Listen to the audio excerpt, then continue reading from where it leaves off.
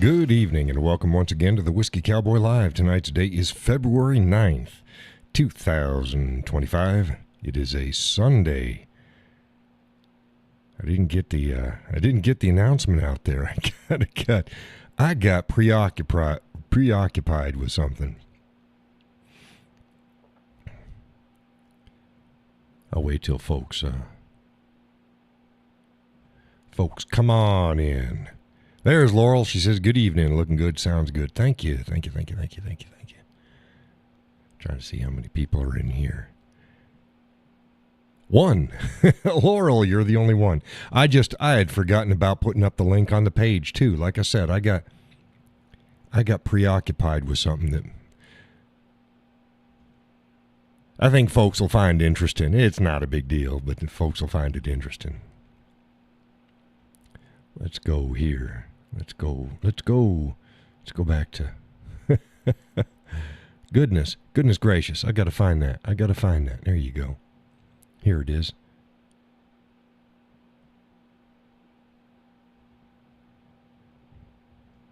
Is it on here? There we go.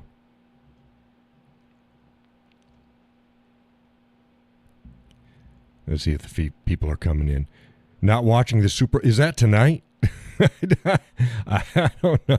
I don't pay attention. You know me. I don't pay attention to that crap. Is it Super Bowl Sunday? I don't give a crap. She said, yes, sir. Yeah, I don't watch that. I don't watch that at all. I haven't watched the Super Bowl in a long time. And the only time I did is when somebody else, like a buddy or something like that, and we're just putting it on for them, and that's fine. But me, yeah, I'm not a big football fan. Laurel says never have.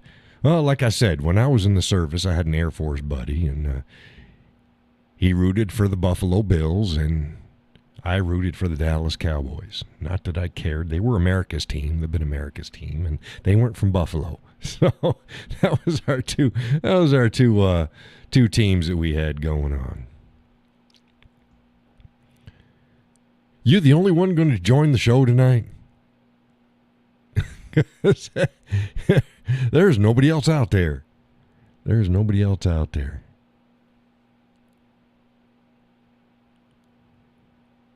Your family are Bills fans. Yeah, I can see it. I understand it.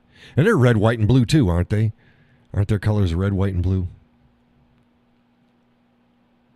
And Dallas is red, white, and blue, but they use silver, red, white, and blue, silver, and the star. Yeah, similar colors. Boy, I tell you, I've been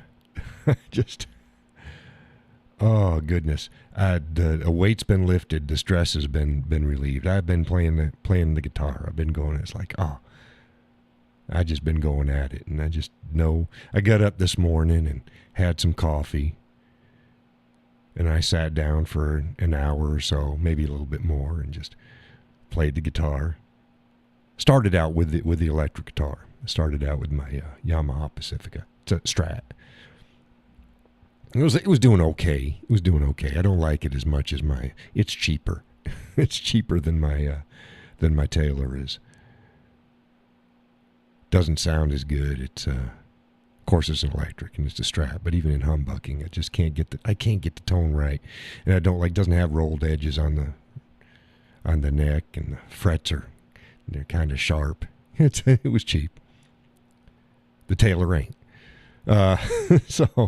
So I put that down and picked up the Taylor, and then we just started playing. It's like, yeah, I was in a good mood. And then I get out, and I'm shoveling snow. We got a lot. We got at least 8 inches. And get out there, and the last snowstorm, the snowblower didn't want to blow. It's like, you somebody bench. So I'd put it back, and I had to shovel everything by hand. So I said, okay, I'll give it another try. So I gave it a try, and oh, good golly, is she working? She's working. It's like, okay, I'm gonna get out to the just get out to the road. do the sidewalk. Sidewalks are good. It goes up the whole property line. And that was still a pain in the ass. And it's like, okay, it's still working. I got the end of the driveway where the plow snow was and got that fine, but it was struggling with the heavier stuff. But I got it, and then after got out in front of the front walkway and stuff, and then I was able to clear out the entire drive. I was like, yeah, I got it all. It took me just over an hour to get all the snow out of there. But got her done. So it was like, hey, fantastic. Fantastic. Hey, it says there's no viewers. Are you still there, Laurel? I think you're still there. Yeah, there it is. Current viewers 1. You're still there. Hey, I don't think you noticed. It's just still here. Let's see here. I'm trying to see whether or not you whether you noticed. I didn't notice. A bunch of people noticed. Well, some people noticed. Some people liked it, but other people noticed who it was. I was going through somebody just commented on I'd noticed somebody commented. It says,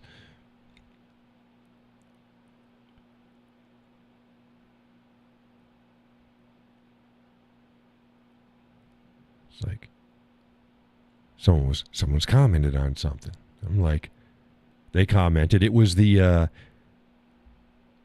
Charlize Theron, whatever, about her crazy kids and stuff. And I posted that up Friday. I posted that up. Friday. And somebody posted Friday. And they posted mentally and spiritually sick. That's all they posted. See, I look at what people post. I don't care who posts it. I just look at what they post. Okay, if it's good, yeah, I'll agree with it. So I did. I just agreed with that. If it's uncalled for or it needs to be removed, I'll either hide it or I'll boot the person or whatever. I didn't boot this individual.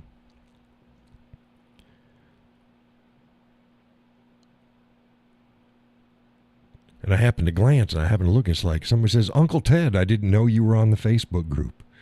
I'm relatively new myself, a big fan since the 70s. I'm like, Uncle Ted? The fuck are they talking about? So I scrolled up. Oh, sure as shit. It was Ted Nugent. And how do I know? Well, because he's meta verified. Meta verified. The official page for Guitar Wildman and Whackmeister Ted Nugent. 3.6 million followers. And he posted on my content. I don't think he's following my content. I think it just showed up and he posted on it. That'd be neat if he was following. But no. I just thought, hey, well, that's interesting. And so I'm like, oh, well, shit. So I wrote, Ted Nugent, well, I have to admit, I liked your comment, but didn't pay attention to who made it. Thanks for the comment and notice. Cheers. Could have used his support a couple weeks ago.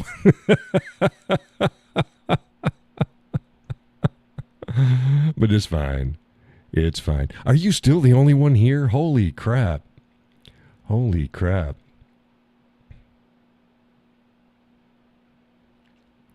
But yeah. Uncle Ted. I don't think I can call him Uncle Ted. Oh, I can call him Uncle Ted. He's yeah. I guess I could. He could be my uncle, I guess. Can't be Grandpa Ted or anything. But yeah, I've been really just relaxed. All the stress is gone. I'm not concerned or worried about starting the job. Hey, Judy. You missed. Uncle Ted posted on one of my posts on Friday. Most of us didn't know it. We didn't notice. I didn't notice because I don't see who posts. I just make sure the post is good and carry on. Like or boot. Good old Ted Nugent posted on the Cowboys content. But yeah, I know that the first few days it's going to be hell on wheels. There's a lot to get through, a lot to learn. A lot to learn. But I'll be good. I am perfectly fine. I am perfectly fine. I know I got it. I'll bring my coffee. And so I say, can I bring... Judy says, really? He's a good old boy. Yeah, he's a good old boy from back then. He's a conservative and a hunter and rich as hell. Has his own ranch. And yeah. He has more of certain species of wildlife on his ranch in Texas than they do in Africa. The largest population of some of the species that he keeps and stocks and hunts on his property, he has the largest numbers in the world on his property. Oh, terrible hunter. Terrible. Oh, my goodness. No, he understands how things work. So he's doing all right. He can be a little wild. He's a good old boy. But yeah, security clearance should be in by middle of the week, and I should start work by next Monday. Not this Monday coming up, 17th. Yeah, that'll be good.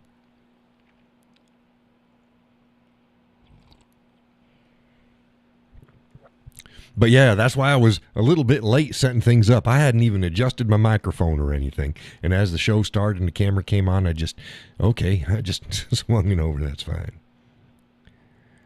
But, yeah.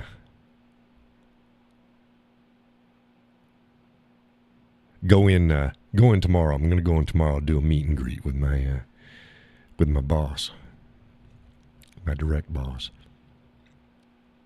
He wasn't there. Second in charge, and then passed it down, and then he gave me a call. But Laurel says, "Good, you'll be able to spend Valentine's Day with the missus." I don't know. I have to see if it's a paid holiday. I don't think it's a paid holiday.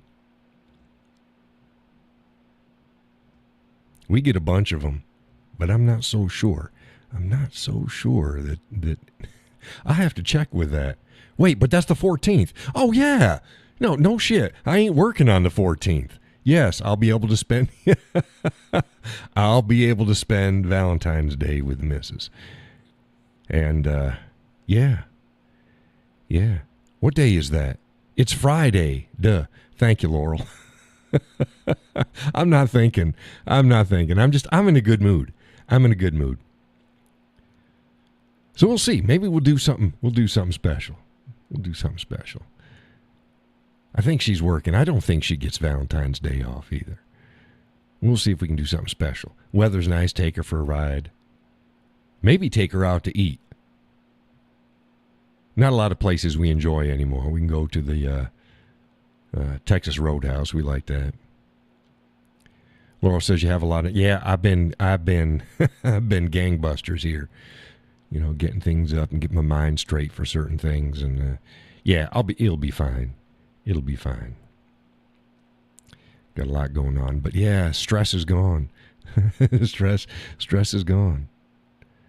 It's like, oh, I've been booting people right and left. I don't give a shit. That's why I put up the warning. It's like, hey, you ain't paying my bills. And that was in specific to one other jackwagon that's been following me for a bit. And it's like, no, you're going to act the fool? No. It's actually a pretty good Facebook month. Although I had over $200 estimated for the previous month, and they said I got 113.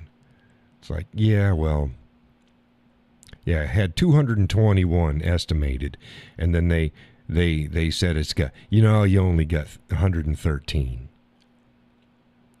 This month so far, and I got 13 days left, I got 207.35.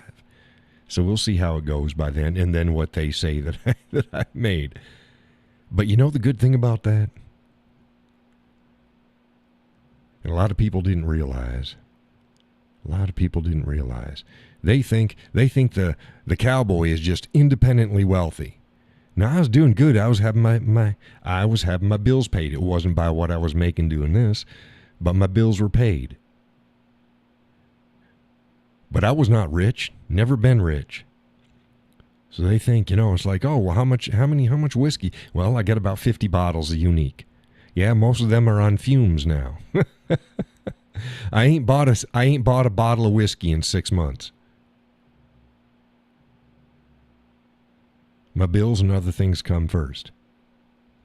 So I tell you what, my Facebook and the donations will help buy my whiskey. I'll be able to restock some of my whiskey. Since it won't have to go, since every dime doesn't have to go to pay my bills.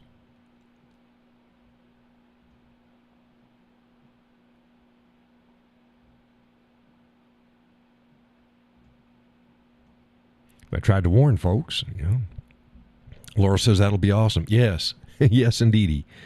Pay my bills. It won't go to, so it'll do for this. It'll go for whiskey.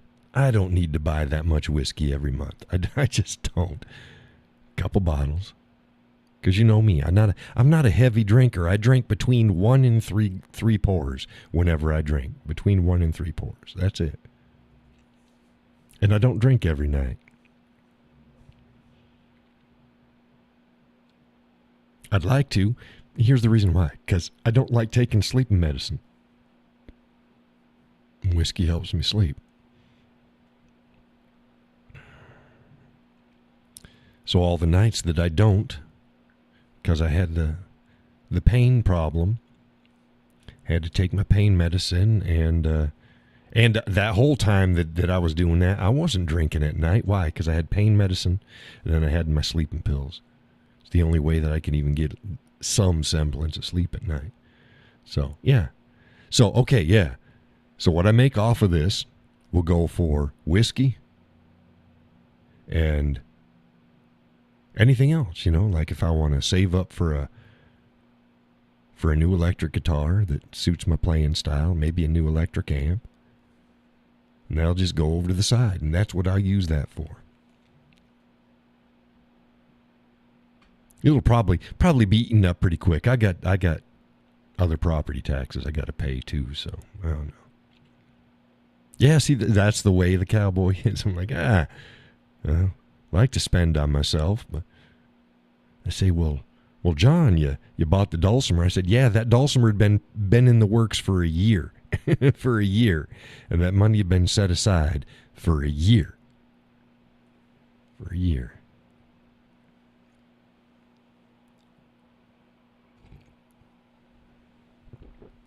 And I told the missus, I said, I don't need it. I can cancel the order. And she's like, no, you won't. No, you won't. I'm like, okay. I have to apologize to y'all. To all 3 of you out there right now. I'm wearing the same damn shirt and vest that I wore the last time. Just happened to work out that way. And it ain't dirty or nothing, but it's normally something different. Oh, you were going to say that? Yeah, it's the same shirt. And then here's the funny part. When I was thinking about, what am I going to wear? I was thinking, okay, I like this shirt. I was going to wear my brown vest on. Said, nah, I want the blue one to go with the little bit of blue that's in there.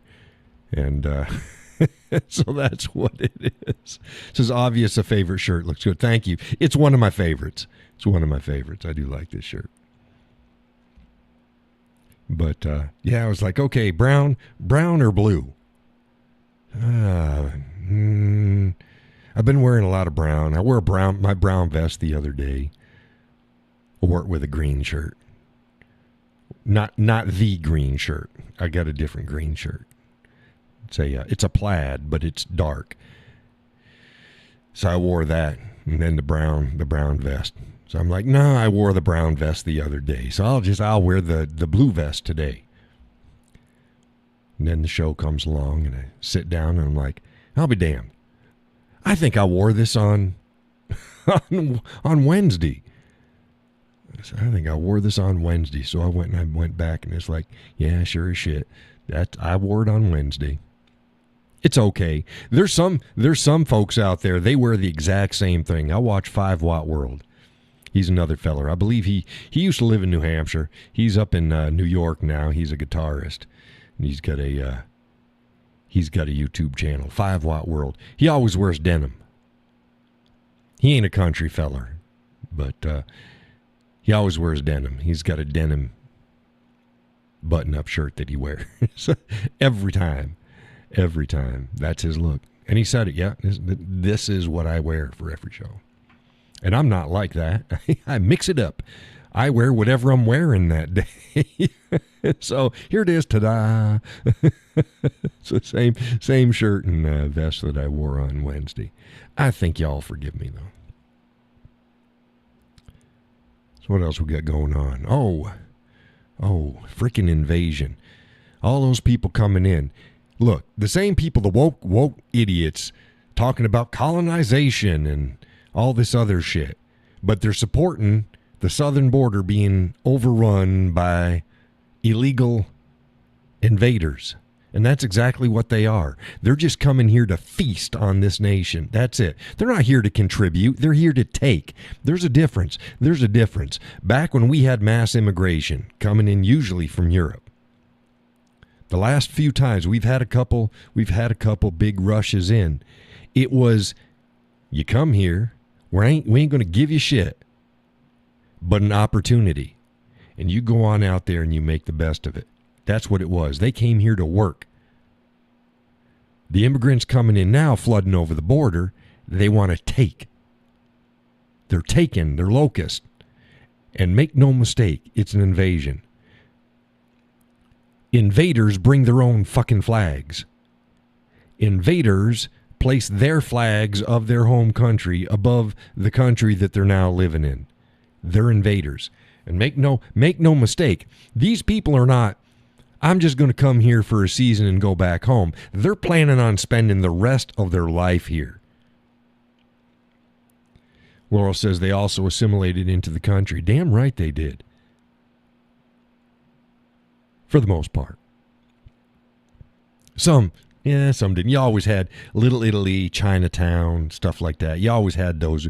But out in the general population, yeah, they pretty much assimilated as a whole. So it's like, no, this is an invasion. Here's my thoughts on it, and I've said it before. We need to make the southern border a DMZ, demilitarized zone, and put up landmines and anything else, fences, whatever the hell you do. Put up your guard posts all along the border, the entire border. Somebody tries to cross the border through a non-designated checkpoint, you shoot them. You shoot them. Done. Problem done. Because if you want to come into our country legally, there's plenty of ways to do it. You don't need to be going, dark 30. That's when it's nighttime. And crossing over a border, swimming across the river. No, you go through a checkpoint. It's that freaking easy. And if you try to do it otherwise, you get yourself shot or blown up by a landmine. It's pretty simple. Pretty simple. That's not anti-immigration. That's, we're going to control the flow into our nation. Potato fields, damn right, Judy. Like I said, you need to plant more potatoes. Plant more taters. Yeah.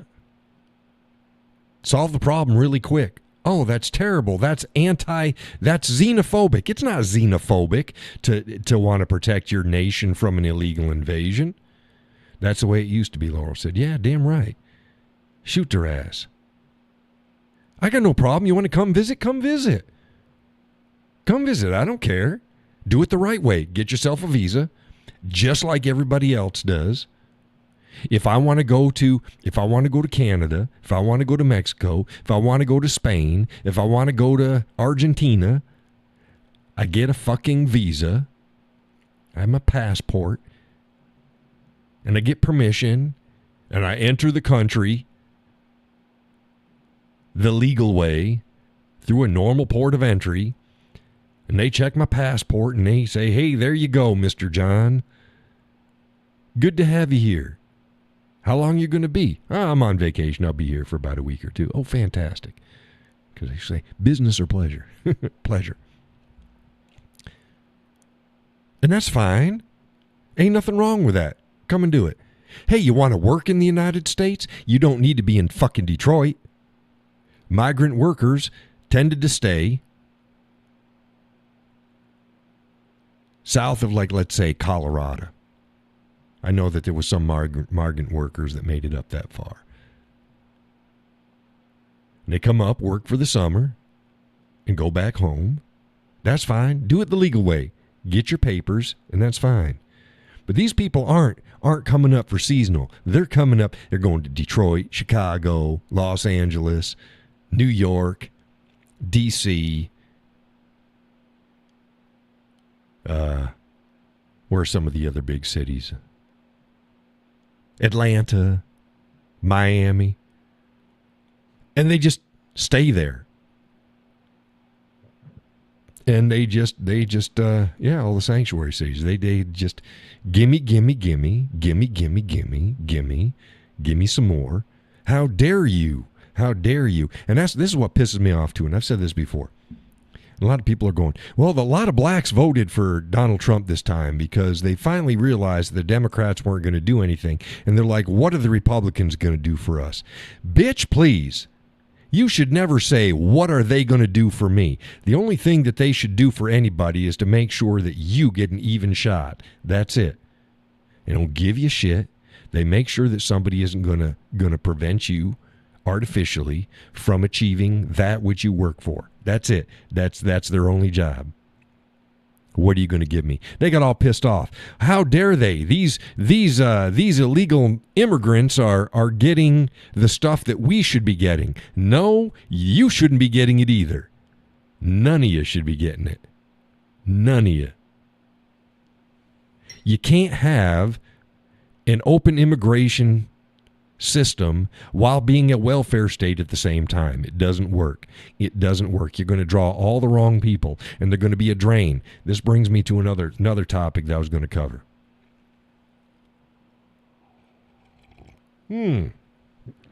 Tonight's coffee, hazelnut mocha from Pete's brand, hazelnut mocha.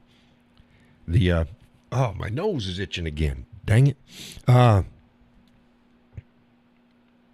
Another hot topic. It comes up every 5 years or so.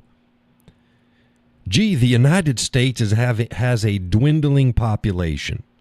Okay? If you don't have 2.5 children per family, you don't get enough people coming in to take care of their parents and their grandparents. So you end up at a net loss when people die off. Okay? 2.5 per couple. We used to have that. We don't have that anymore. The West in general don't have that anymore. So these smart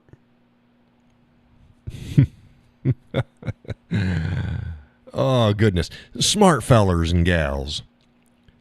Well, let's import a lot of people to do that. We're going to make up our population by importing a bunch of people that don't even share our common values and interests. And they're just going to be a drain on society.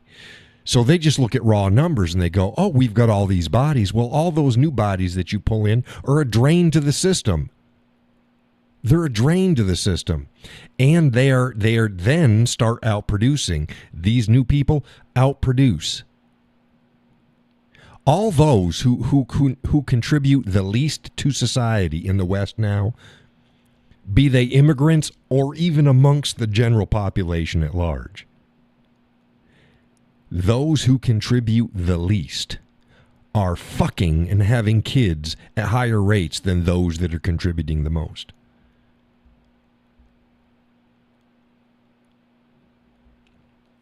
Laura says they can take over without fire. Yeah.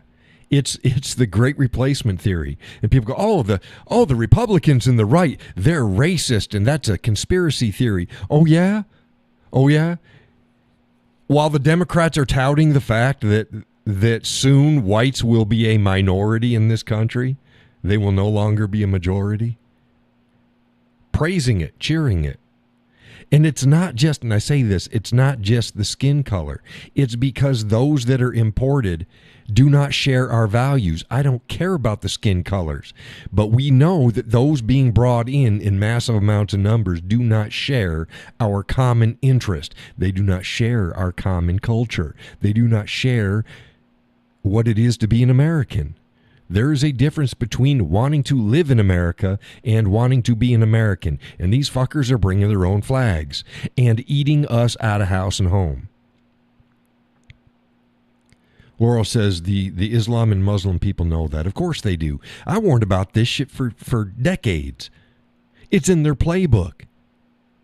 And this is what happens in every Muslim community or country that becomes Islamicized. Is they're all nice and they're all your friendly neighbors while they're the minority. When they hit about half of whatever that their population is, of their community, they then start imposing their will. And I tell you what, it ain't very fucking nice.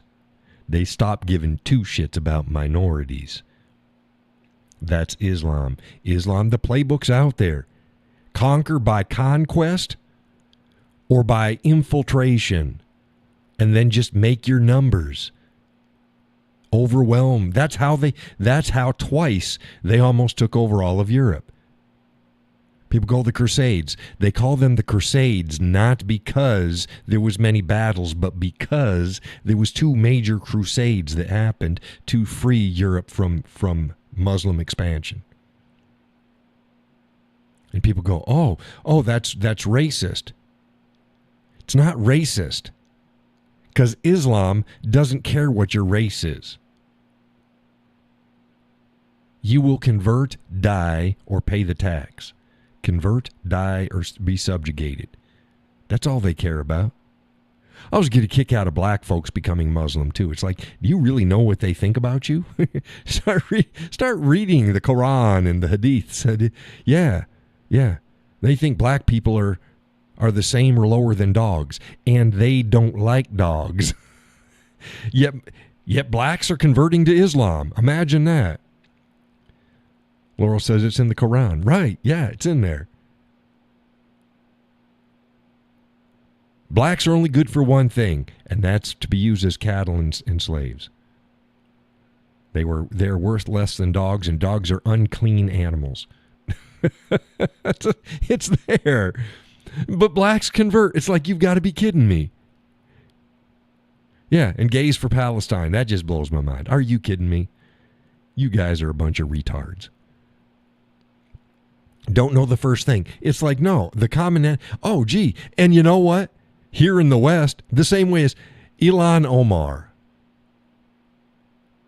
Do you know how many outspoken Muslim women are in the United States? A lot. And she made it into the highest offices of the land. Try that in Somalia, where she came from.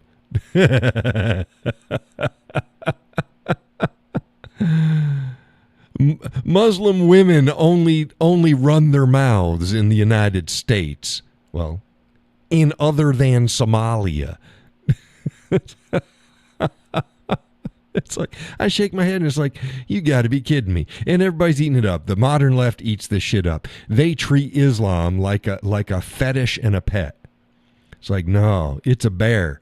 It's more like, it's like a chimpanzee. When it's little, oh, it's cute. Oh, they're just like us. Then they turn into teenagers and they rip your face off. That's Islam. That's Islam. They ain't a teddy bear. They ain't this forever young monkey. They're a chimpanzee. Cute, sort of act like us. Yes, literally. It's not a question of when this chimpanzee is going to fuck you up. It's not a question of if the chimpanzee is going to fuck you up. It's a when, because it's going to happen. Laura says they are evil. Chimpanzees? Well, they're pretty mean. They're pretty mean. They eat other monkeys and stuff, too. Baboons do that, too.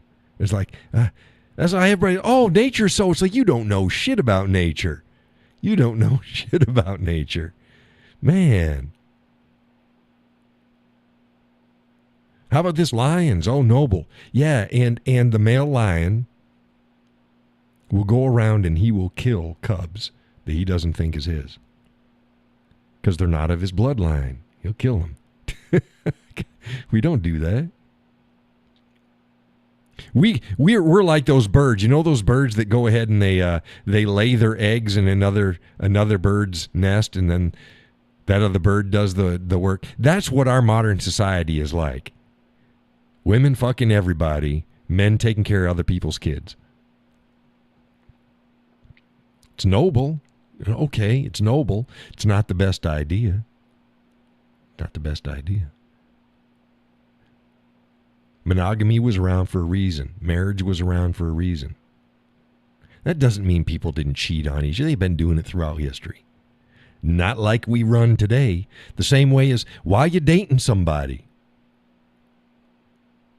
Are you ready to get married? Oh, hell no. Why the fuck are you dating somebody then? If you're not ready to get married, why are you dating somebody? Because it's pure entertainment. It's about sexual gratification. Dating used to be courting. You court a woman. You court a man. Well, a woman gets courted. Why? Because you're looking to marry. You're not looking for, yeah, you'll do for 3 months. Scratch my itch. It's causing a world of problems. They have shown that if a woman has 5 or more sexual partners, she will not be satisfied sexually ever. See, she gets confused. She gets confused. She's always looking for something different. Because sex is in the brain. It's not just a physical thing. It's a brain thing. And when you have sex with somebody, more so women, they give a part of themselves. There is a spiritual connection. It's not just the act. Men, we're different. We're programmed different.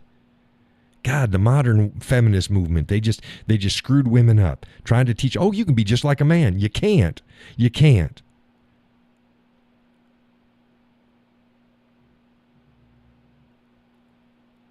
A man isn't going to be, oh, Jesus, I just had sex with how many girls? It's not a man. Oh, I'm so ashamed of myself.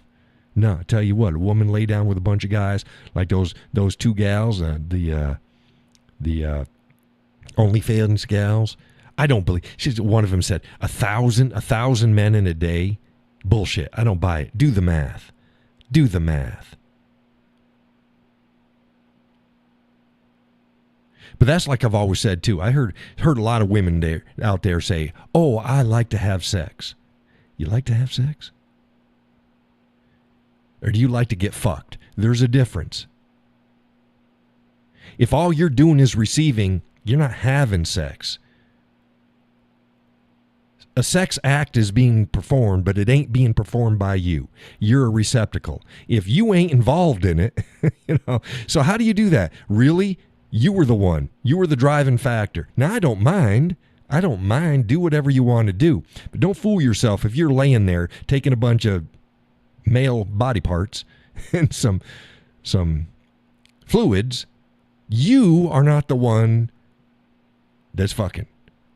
You're being fucked. There's a difference. You're not taking control. And just call it like it is. You like to be used. That's what you like to be pleasured. I get it. But if you ain't doing the work, you're not the one doing it. And the rest is mechanical. Whether the guy looks like me, whether the guy looks like Brad Pitt, whether the guy looks like Arnold, whether the guy looks like whoever is the mechanics are exactly the same, and the body part sizes ain't that much difference. It ain't that big a deal. It's the brain. That's why, and we've talked about this, Judy says so nasty. It is.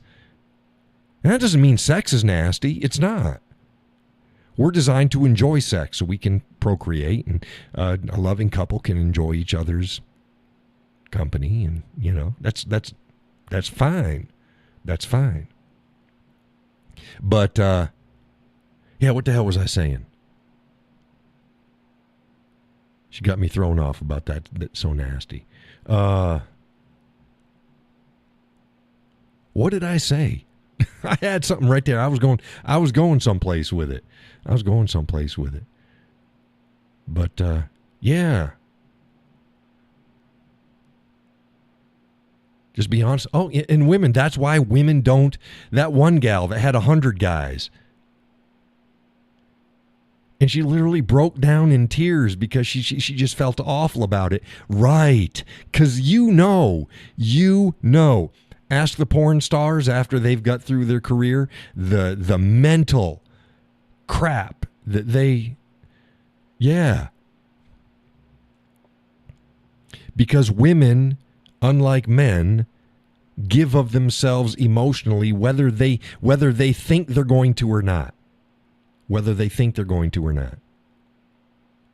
They do that. That's what causes the bond between the man and the woman. She gave of herself. She let him take her. They are now together. That's how it works. Oh, yeah. Right. That's why. There we go. I said because the act of sex is mechanical. And all the tools involved, be it a guy or a gal, are not that dissimilar. No matter who they are. I mean, there, yes, but no. That's why even the prettiest supermodel, the prettiest actress, the most handsome sports figure, model, actor, singer, that's why they can't keep women. And women can't keep the men. Because that new car smell goes away. Because what they thought that they were going to get into isn't what they should have gotten into. That initial buzz. You can do the same thing 3 times, exactly the same. It ain't going to work out exactly the same. Why? Because it's mental. It's mental. And more so with women. That's why pornography works better for men. Romance novels works better for women. They're cerebral. What they think. They don't need to see it. What they think. Men, we're brutes. We like to see things. That's the way we're designed. But the modern feminist movement has tried to teach young gals that up is down and down is up.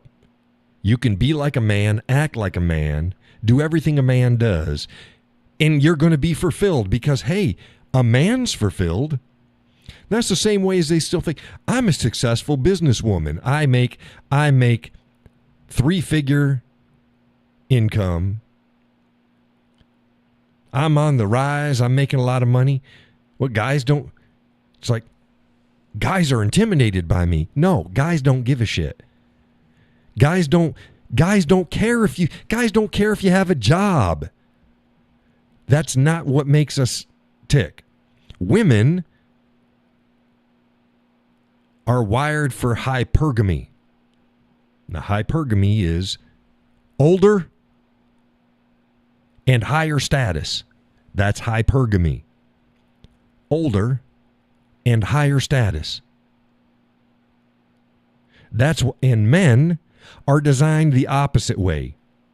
Younger, because you're more fertile and you can procreate better. Younger, and have curves that show that you can bear children. Y'all know what I mean. And you're purty, you know? So it's like, yeah. The whole idea of like cougars, that's weird. That's weird. Cougars?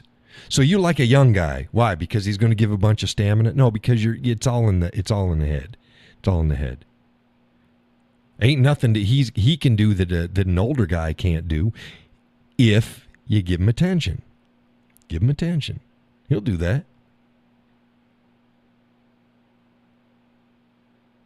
And people, they don't work on their relationship. Things get old. Things get stale. They just lose that spark. Yeah, whatever.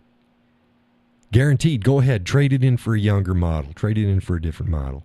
When there's nothing wrong with your current thing that put some new tires on it and, give it an oil change. Wash it every once in a while. Give it a nice wax job. You'll be fine. Ain't nothing wrong with it. Take her for a spin.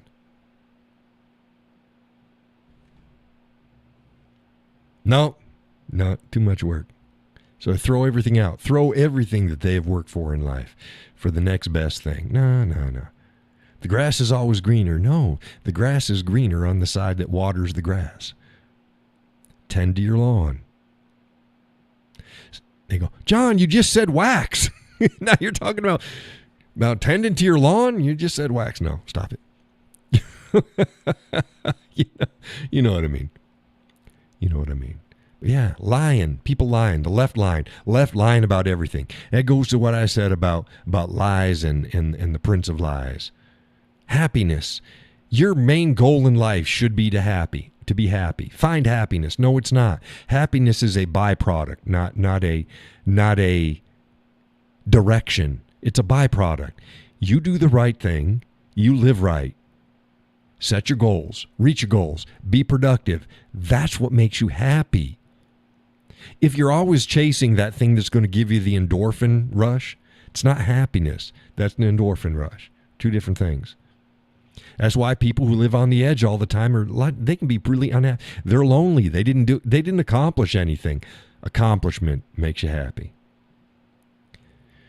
Set a goal. Be productive. Have a legacy if you can. Good one. That makes you happy. People going for the wrong things in life. Again, same way with dating. Why are you dating? You ready to be married? No, then don't date. Oh, so you're ready to shack up with somebody, but you're not ready to marry. Really? All right. Got to give it a test run. Okay. Okay, give it a test run. Got to see if we're compatible. You know, we've been dating for a while. We're going to move in together, see if we can live together. Well, why would it fucking make a difference?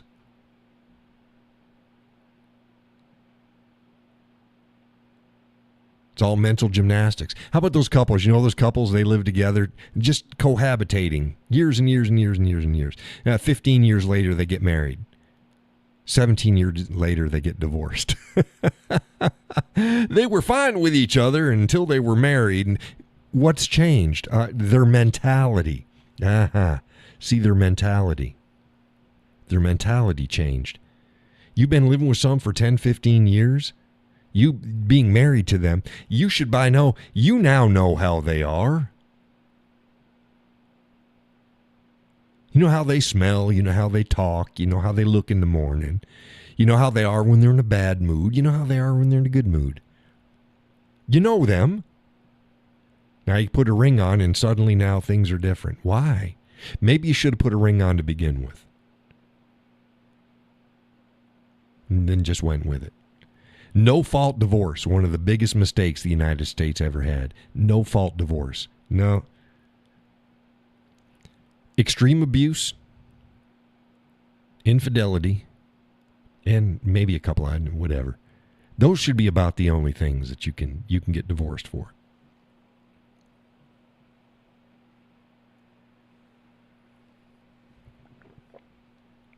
There we go. That's good. It's good coffee. It's like having hot chocolate with cocoa coffee beans in it. It's good. It's a hazelnut mocha from Pete's. Yeah. But yeah.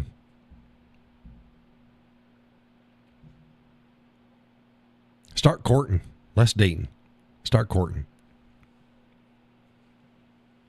Start courting.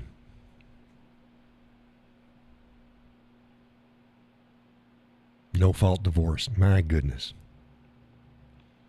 And it brings. I was like, yeah, everything's set up for the women. We've talked about this. We're a female-centric society, and no matter how much. Laurel says Tommy and I lived together for 7 years before we got married. We considered ourselves married. So when we got married, it was Remember I said it's mental. It's mental. It's mental. The people that live together and they're just cohabitating and they don't already start thinking like they're a married couple. Yeah. The formality, kills it. Kills it because they weren't married to begin with. So, yeah. Like I said, we've got a female-centric society. Always has been. And that's good. That's good. Marriage actually protects women. You look back at marriage, people go, oh, it's like cattle. It's like, yeah, you ain't looked up marriage laws then. Women have been protected. Marriage protects a woman in a family. It doesn't protect a man. It protects a woman in the family. Now, how do you know it doesn't protect a man? Because when women file for divorce, the man is fucked.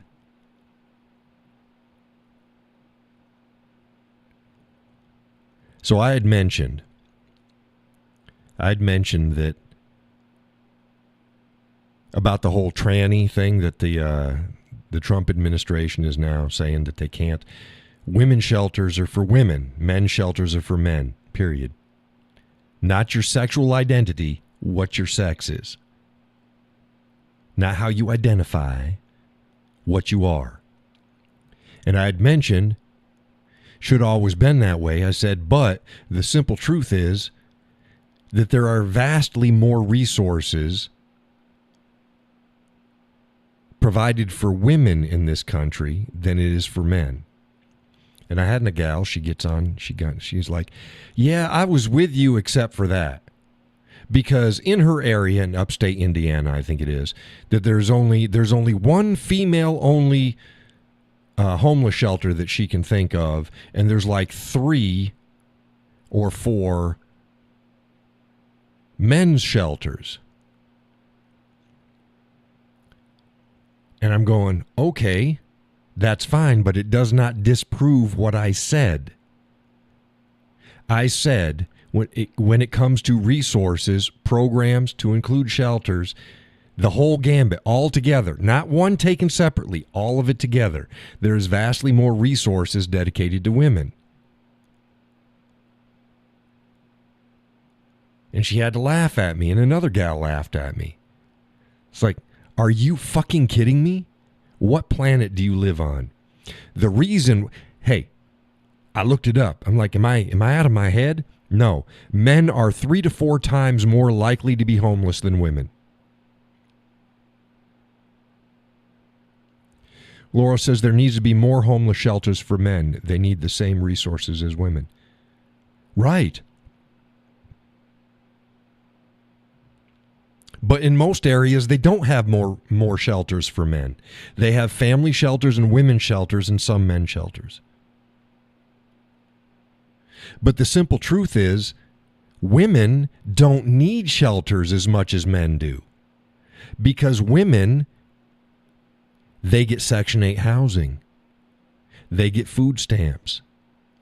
They get child stuff. They get everything. The society has done all it can to prevent women from being homeless in the first place. Men get virtually none of that. Virtually none of it. And this isn't me complaining. By all means, fine. That's whatever. I'm sick and tired of the fucking gaslighting about it. Trying to act as if reality is not what it is. Women get the lion's share of public resources. Men get virtually nothing. Judy says there's a lot of resources for women. I totally agree. Right. And it's not me being an asshole. It is what it is. It just is what it is. And I'm not even complaining about it. I'm complaining that somebody out there would think that the opposite is true, that somehow men get more resources and or the same amount as women. They fucking don't. Nobody gives a shit about men. Men are stoic. I equate this. There's 2 studies. I'll bring up the study first, and then I'll bring up the fucking bar. Already been a study done. If you treat a woman better than you treat the man. If a man treats a woman better than she treats a man, she thinks she's being treated the same. If you treat a woman the same as you treat a man, she thinks she's being treated worse. I get it. That's yeah. It's how women are wired. That's fine. The truth is they're not. I've always treated women better than I treat men. I treat men fairly, but I cut women slack. I treat them better. I'm kinder. I'm more forgiving. I show them more grace than I do a man. But that's the way it is.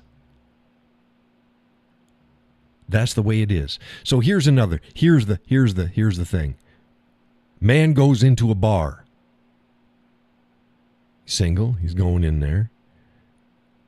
He can go up to 50 women and ask them to dance. And get turned down every time. He goes, okay. Goes back and has his drink with his buddies. Goes out again. 51 times the girl dances with him. Yes. And then they dance. A woman goes up and asks a guy to dance once and gets turned down. She's fucking crushed. Oh my God, her whole world comes crashing down around her feet. What a horrible place this is. Us men, we deal with that shit all the time. Rejection, yeah, it's just part of life. Women don't know rejection. Women don't know rejection. Even the ugliest gal at the club, if she wants to she wants to tangle, she'll find somebody to tangle with her.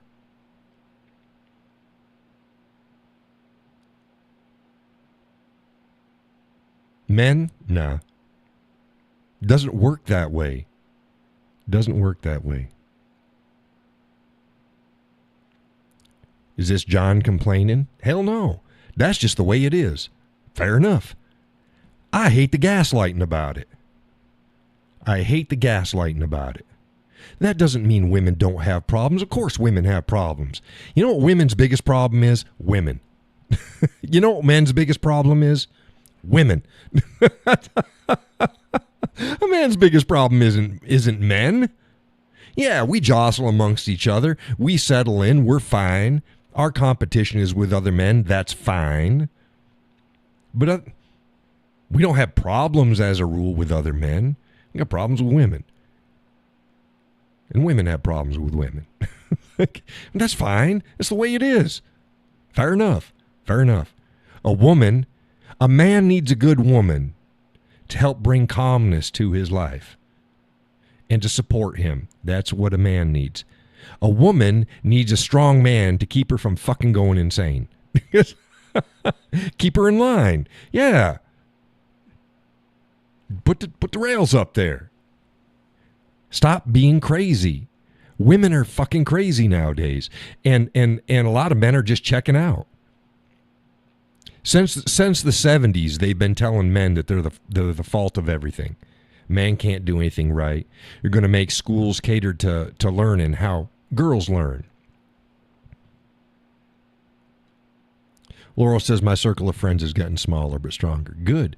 And that's the way it is. That's the way it is. That's the way it should be. Now, I got a lot of acquaintances, and I'm friendly with folks. I got a pretty small group of people that some of you folks are amongst, believe it or not, some of you folks are amongst the closest to the cowboy. And just a small number of y'all. I don't go out partying. I'm not a socialite.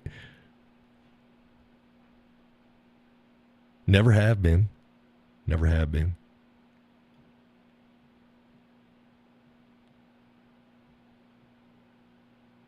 But yeah, be honest. And you know what? If being honest, like kind of like Justin,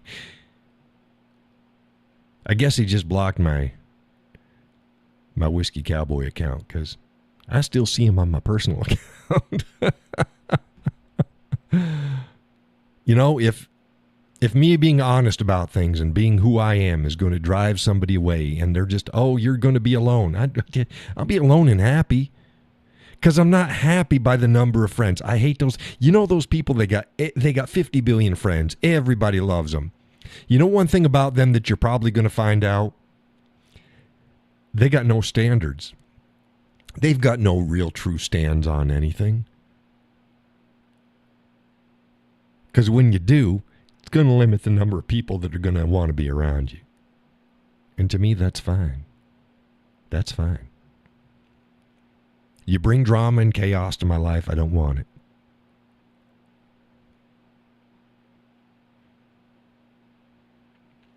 Most people either hate me or love me. That's good enough for me. Good enough for me. But at least it's me. And I've known people, they just like, oh, everybody loves them. And it's like, I stop thinking, it's like, but you think that this is okay, and this is okay, and this is okay, and this is okay, and this is okay, and this is okay. What do you fucking stand for? What are your values? What are your morals? To be liked? Okay. Have at it. I tend to part ways with that shit. It's like, no, I want to see a backbone. I want to see a backbone. Show me a backbone.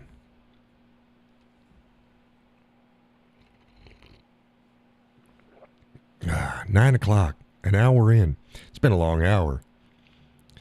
I forgot it was Super Bowl Sunday. By golly. I ain't got but a handful of people watching the show now. I can't compete with whatever the hell that shit is.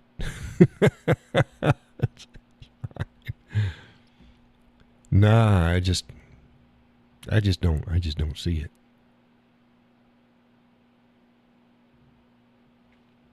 What else we got going on here? Was there something else that I wanted to say?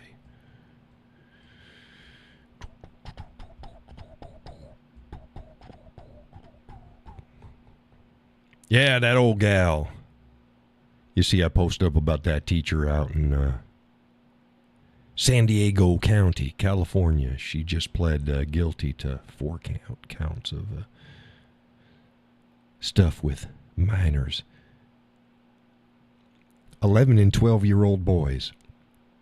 11 and 12-year-old boys. She's facing 30 years to life in prison. Case goes back to court in May. And she's got...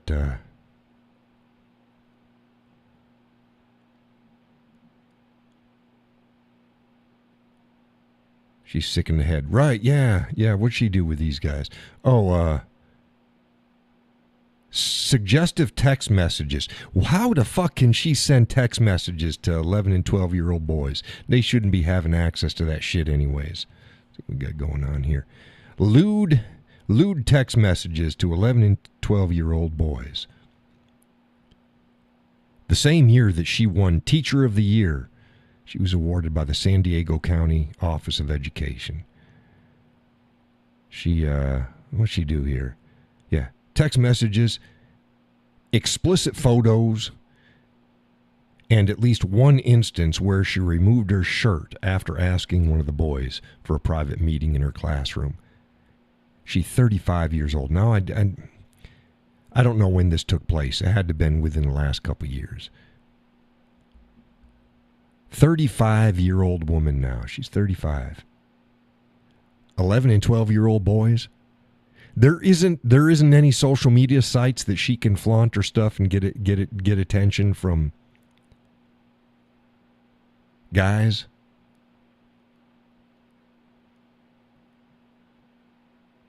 That was both an ego boost and a control issue. And I tell you what, those boys are going to be fucked up. A lot of guys, I hate it when... And nobody's said it now. Oh, where were the teachers like this when I was a kid? Yeah, motherfucker, you're going to get blocked. I don't care how long you've been following my content. I don't care how much you like me. Don't be an asshole. Yes, I know the proclivities of boys. But I tell you what, an 11 or 12-year-old boy having that kind of contact with anything other than an old Hustler magazine or something, they're going to be scarred for the rest of their life. They're never going to look at the act.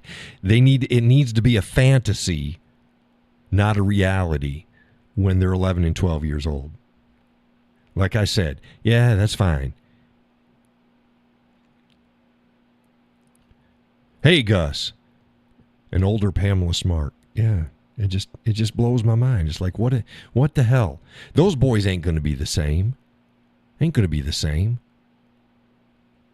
Again, it needs to be a fantasy. Fantasy. You get your old Hustler magazine or Playboy or whatever. You kept that shit hidden. That's all it is. You shouldn't be doing it. It should not be a reality. You should still be nervous kissing a gal at 11 and 12 years old, giggling, trying to push the boundaries, and then brag to your buddies that what a man you are. You didn't do shit. You were scared shitless. Yeah, good. Let's bring those days back. Bring those days back.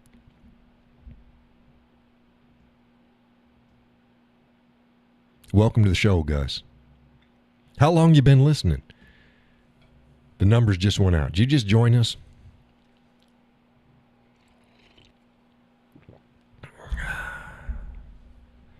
Tonight's coffee, hazelnut mocha. Laurel says, hi, Gus.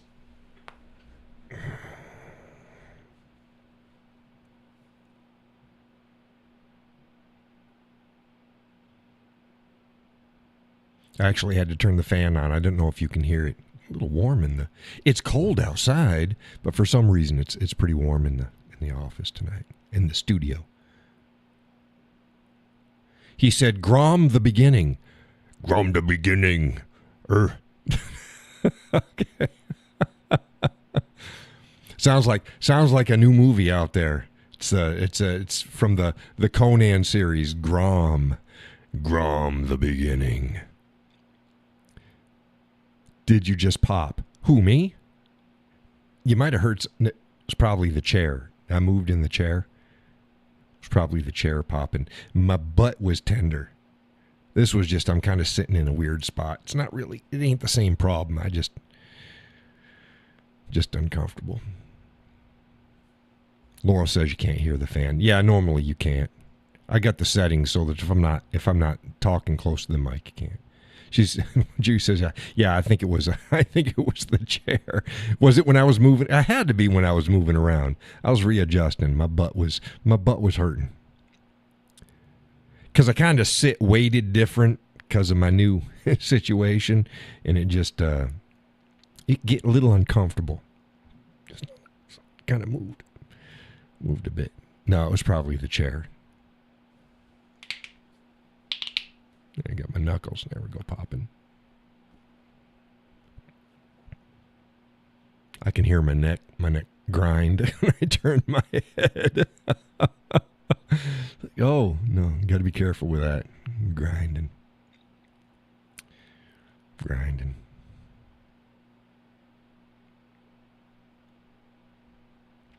Called my brother the other day.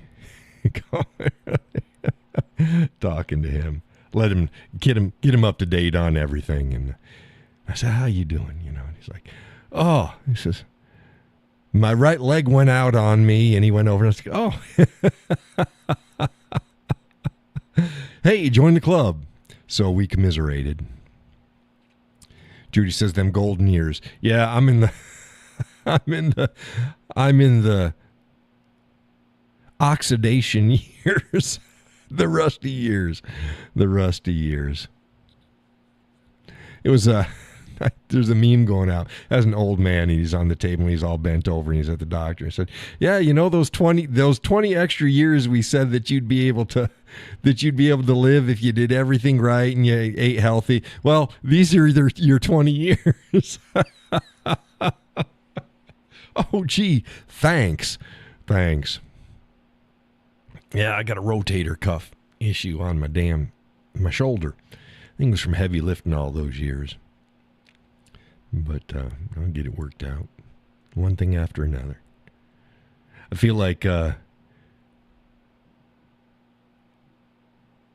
McCrae did that, didn't he? In Lonesome Dove, he was talking about No, it wasn't. It was same guy, same guy, but it was his role. He played Jack Severs, whatever.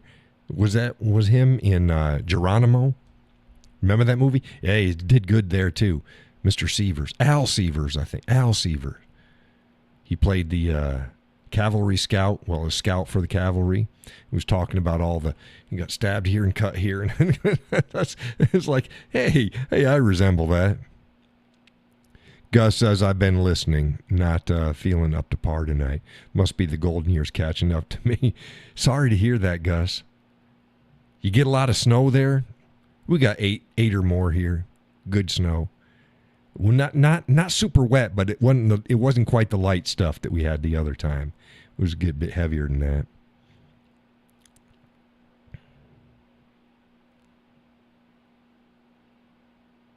But yeah, I've been in a better overall mood. A lot of stress is off me. It's been building up. It's been building up. It's like, yeah.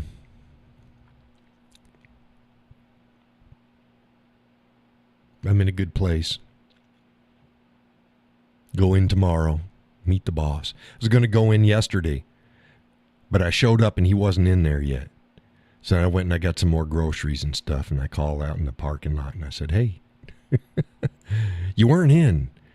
I said, but I see things are a good bit busy. So we talked a little bit. I said, how you working this week? He says, yeah. I says, how about Monday? So I'll go in Monday and see. And he goes, most people wouldn't have cared. Most people don't care about that. I'm like, well, that's just the way I am. That's just the way I am. I'm considerate like that. Because it's not all about me. It's not. So I'll meet my new boss. Yes. Yes, I do. Yep. And some of it's deep. Deep. So. Yep. So it's not just an hourly pay thing that you got to worry about. It's all the benefits, and that's pretty good. Yeah, it'll work out fine. It'll work out fine.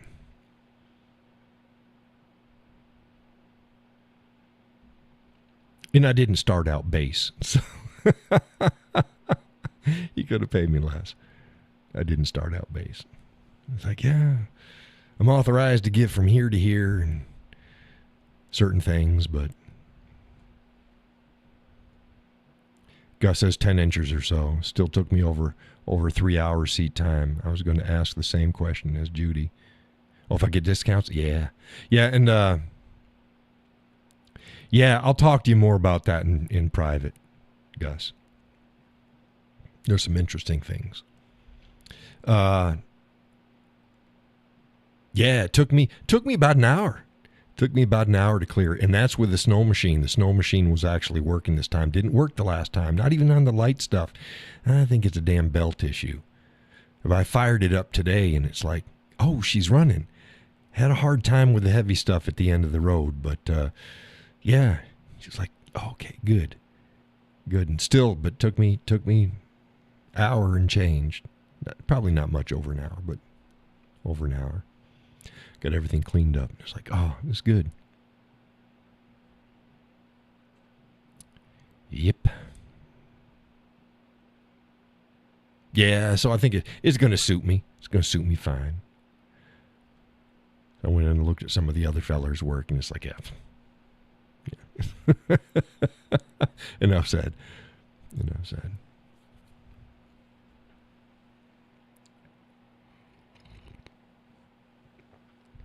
Judy says, I'm not going to tell you that it's 42 degrees here. Nah, it's a good bit colder than that. I think it's like, I think it's 20. I think it's about 20. We're going to be hovering in the 20s here. It's 26, it says.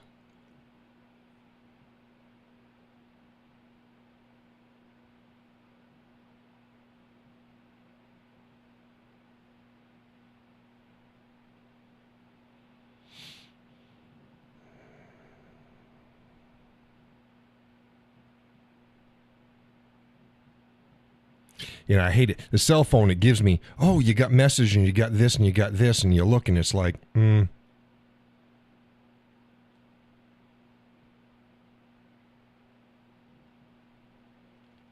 You go, no, it didn't. No, it didn't. Let me see here. I got a,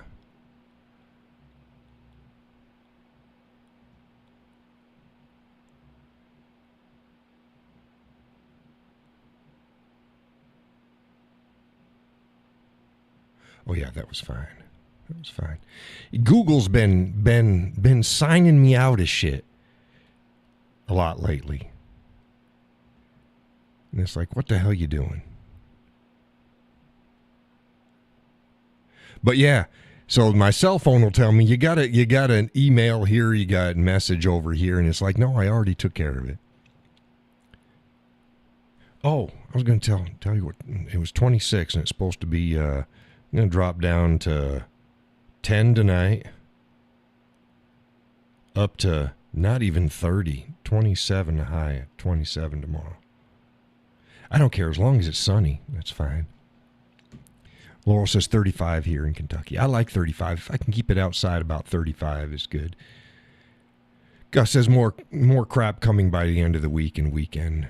Well, that's fine. Once a week is good. Once a week. That's fine. Once a week. That's good enough for me. So yeah, we got at least one more show on schedule. So Wednesday, we should get another show. I don't think, probably won't be able to do one Sunday, because Monday will be my first day. Should be. If not, I'll let you know. But it should be the 17th. Should be my first day.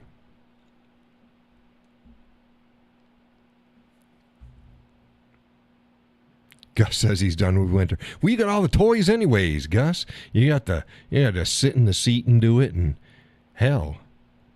But yeah, for me, it's just once a week. Snow once a week is fine. Once a week. And decent snow. None of this like we've had the last couple years. Man, we've had good snow this season. Last couple years it's been rain, sleet, snow, sleet, rain. Every storm. every storm. Judy says spring's around the corner. Yeah. The missus is done with it. She's like, I'm done. I'm done. She hates winter.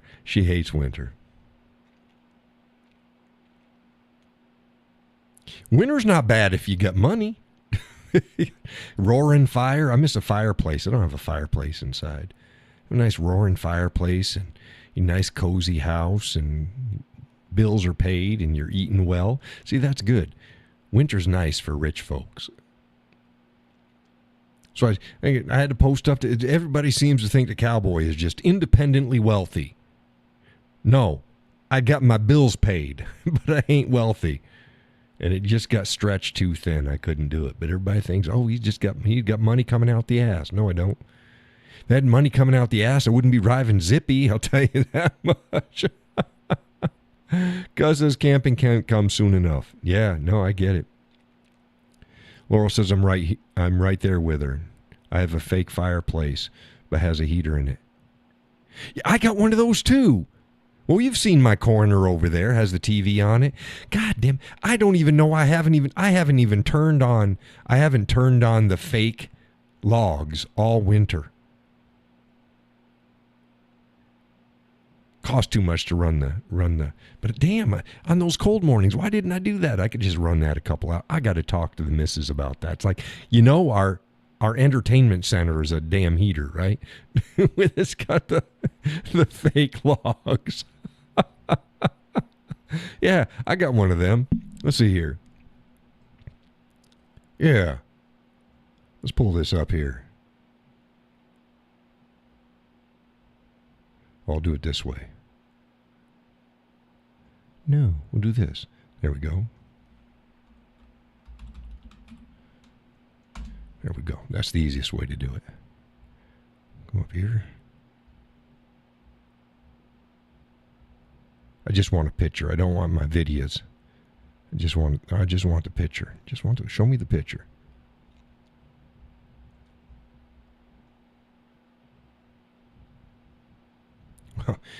Well, here it is. Here it comes, but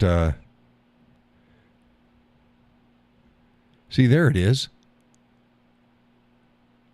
It's got a little bookshelf area on the top of it, and then this bar right here is where the heater is, where the heat blows out, and then the big section you can't see it; it's behind the chair, and you got a little cabinet with a door on this side and a little cabinet with a door on that side. And down here at this bottom part, that has the fake logs, the fake fire.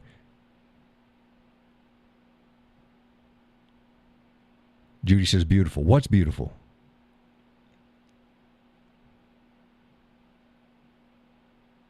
Gus says he has one in our camper. Yeah, they work good, especially if it's in a smaller area. Boy, that does good. But wouldn't want to heat my whole house with that thing. Laurel says, it's like mine, but except yours is white.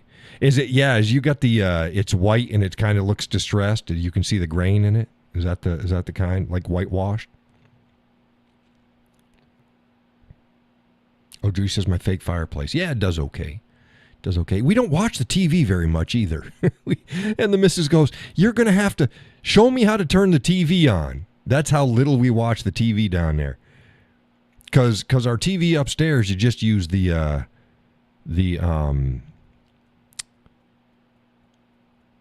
that little stick, the Roku. You use the Roku mic and it turns it on and off. The one downstairs, the Roku will turn it off and do the volume, but it doesn't activate the TV.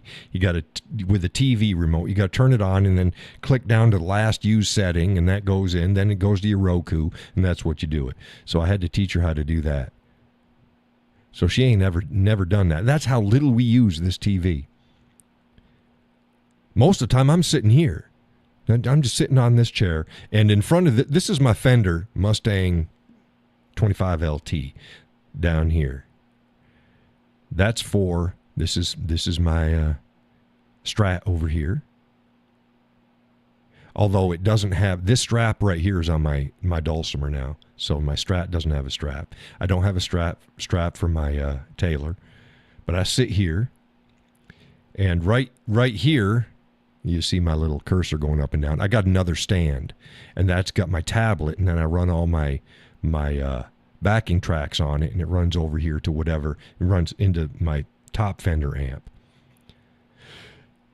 And then I plug both of these and my Dulcimer. This is my pedal board. It's a simple pedal board.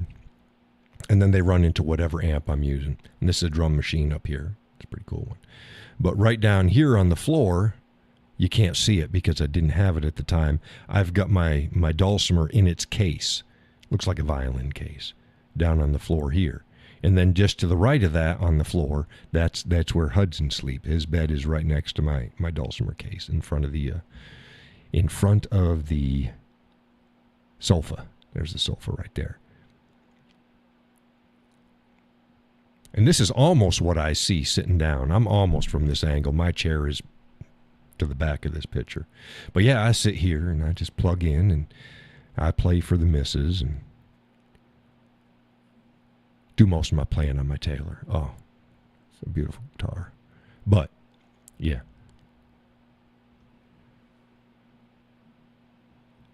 So I'd forgotten all about that. It's, oh hell, we got that had a nice little bit of ambiance to the room. I'll move my chair to the side. That's a neat wooden chair there, right there. It's a neat wooden chair. I got a cushion on it, but it completely folds. There's no nails and there's nothing. It's all just wood and it just folds in on itself. It's a pretty sturdy chair. Gus has seen that chair. Good and sturdy. Good chair.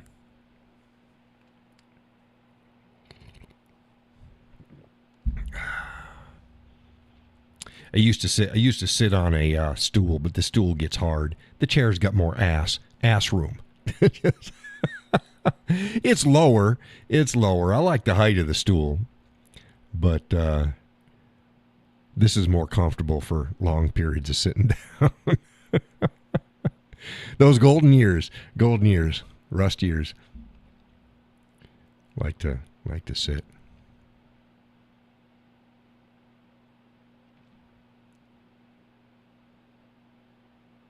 Oh, and Laurel says, "Yepper, yeah. The white ones, they have the distress. It looks like it's whitewashed. The same basic design, but it looks like it's whitewashed lumber. Those are nice. They didn't fit. I could have gotten away with that because you see, all of my windows and everything, all of our trim is white. I love our shutters. They're nice. They don't work worth a shit, but they look pretty. they look pretty. The previous owner, bless their souls, they just painted them. They didn't make sure that they painted them so that they could still work. They just painted them. So you know what that means. It's like, yeah, they're decorative. You can't do the louvers up and down anymore. It is the way it is. But it's pretty enough, and it lets a little bit of light in, but blocks it. And we got the roll down shade above it, and then we got the window valance on the top. Yes, and I picked everything out. I'm the decorator. I'm the decorator. Yep. Yeah. Well, you saw my studio. Like, yeah. Gus says typical. Yeah, people slap the paint on it and they don't make sure. It's like, no, take the time to make sure that it still works. No, they just paint everything and just dries, and it's like, well, shit, now nothing works. So it's fine. They're pretty. They're pretty. We got them upstairs too. Not in this room. Got it in the bedroom. Got those same things.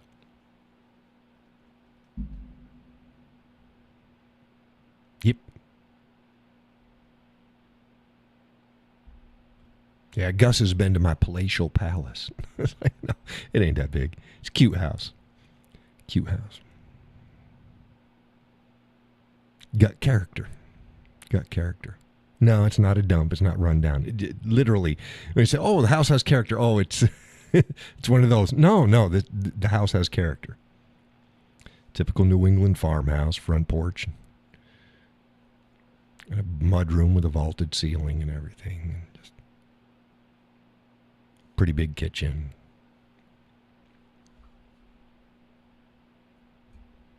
Space-wise. Space-wise. Yeah. House has character.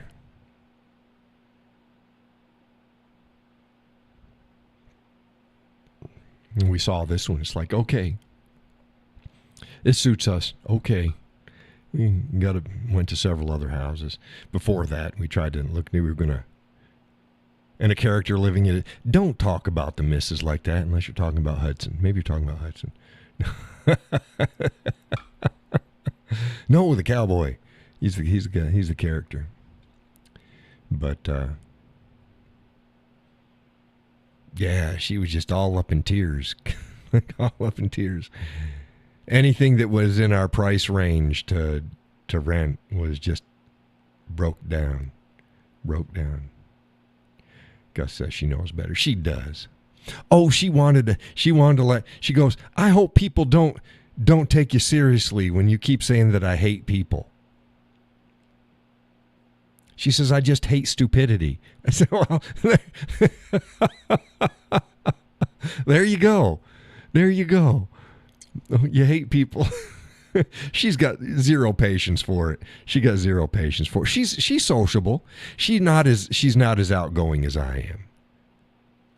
Gus knows. She ain't as outgoing as I am. She's not antisocial. She just selected.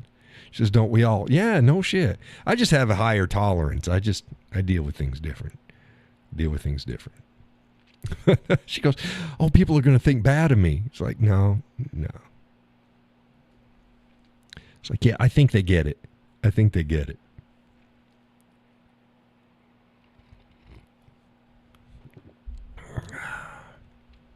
Laurel says, I dislike incompetence. Gus says, walk away. Yeah, sometimes I walk away. Sometimes I walk towards. Let's see how this is going to play out. You want to dance? Let's dance. Laurel says, I hate people when I'm driving. Yeah. Judy says, we definitely understand. Yeah. That's like storms. It's like, I don't care about the weather. I care about the other idiots out there. I'll do just fine. They need to stay off the roads. Just leave it up to me. I'm fine. I'm not going to get into an accident.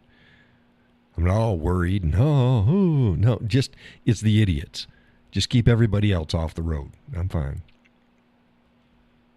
I'm not worried about crashing. I'm worried about some idiot crashing into me, doing something stupid. Everybody, I got all-wheel drive, so you can drive like it's like it's sunny in July. No, because when all four tires break traction, you ain't got any more traction than you had if you had a two-wheel drive. You're still out of control. Stop it. Slow down. Slow down. Also have the right tires. You don't need winter tires. You need at a minimum all-terrain tires or all-weather tires. All-weather tires will get you. And slow down. No fast starts, no quick stops, no sharp turns. It's pretty simple. You'll get there. It's better to get there slow than not get there at all. But that also means, here you go. But others like, you don't need to drive 2 miles an hour either. Boy, that stuff, it's like, Jesus Christ, you got a half an inch of snow on the road. You don't need to drive 2 miles an hour. Drive your car. Don't race. Drive your car. Man, people. It's like, and you've lived your entire life up here and you're still an idiot? Man. Laurel says, that's why I hate people. Yeah. Yeah. It's like, goodness gracious. They just never know. They're just clueless. Clueless.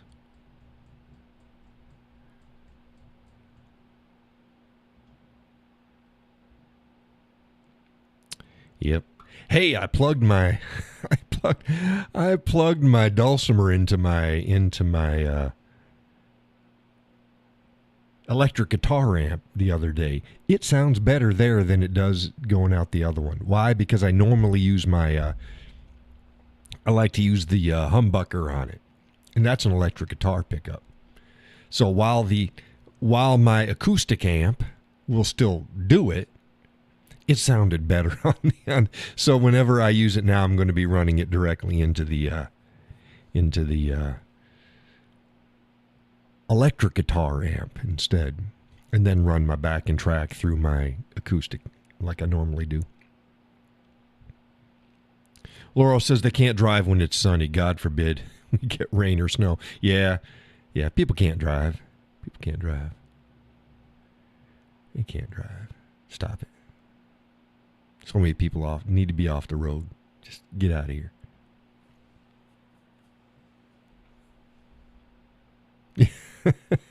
And I don't drive like an old lady. I don't.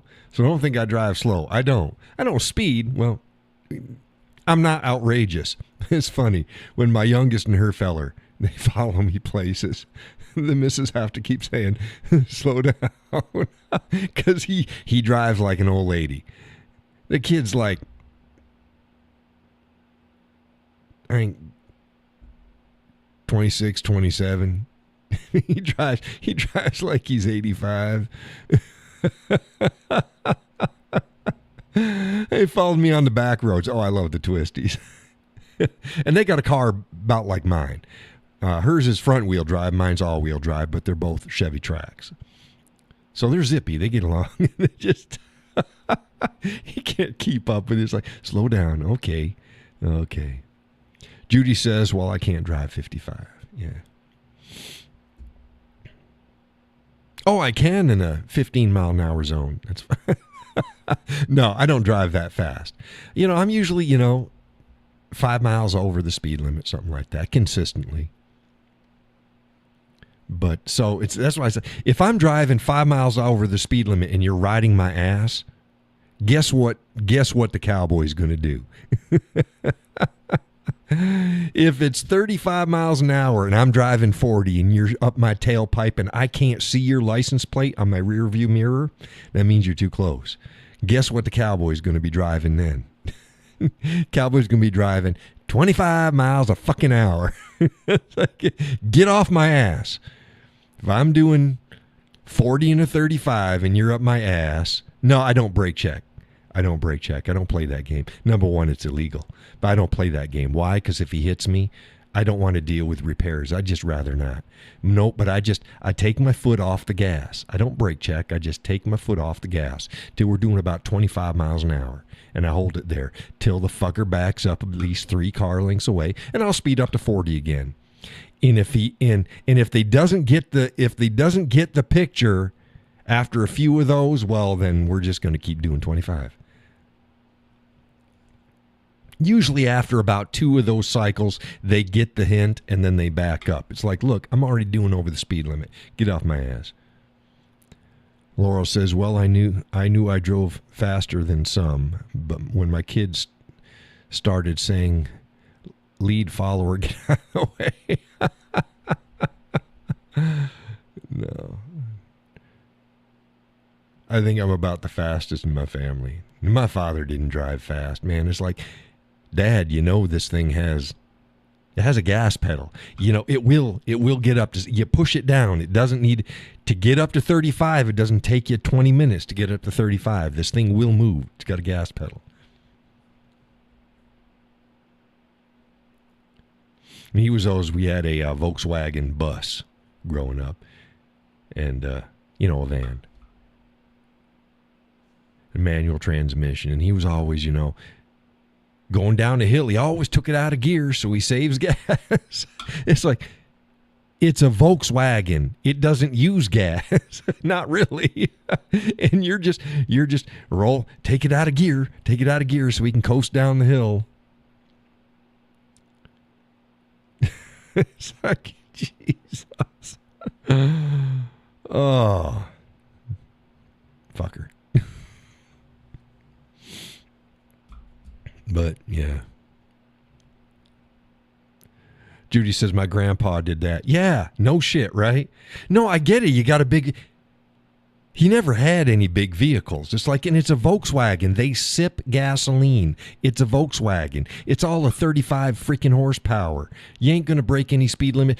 In fact, you should be stepping on the gas going downhill so you can make it up the next hill. No, okay, cresting the hill, takes it out of gear, rolls on down, starts up the other hill, starts putting in gear. You've already lost your head of steam there. Then you're wondering why traffic's backing up behind you. Well, because you're driving a Volkswagen bus that's got 35 horsepower.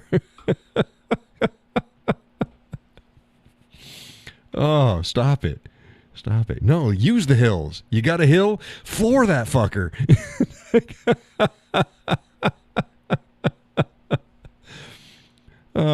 Laurel said, had to do that with my Hyundai. Right, you got a vehicle that doesn't have much power. You better use that hill to your advantage. I don't care if it's only 35 miles an hour. You better be hitting 70 by the time you hit the bottom of that hill so that you can make it up the other side. Judy says she had an old Ford pickup. I wish I could remember the year of it. It was funny. Oh, goodness. Oh, it just got rid of your message, Laurel. Yeah, use those hills. Drive the hills. Oh, no, I'm going to save gas. Then you're using the most of your gas trying to get it. No, you better put your foot on the accelerator going downhill.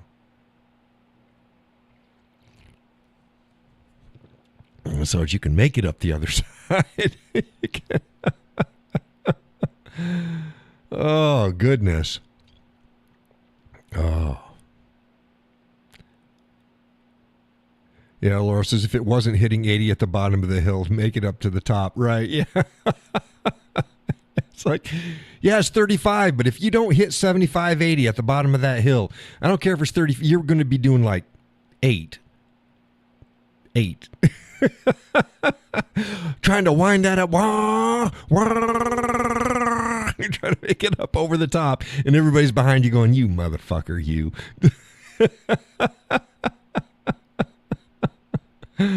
Oh, goodness. No, use that hill.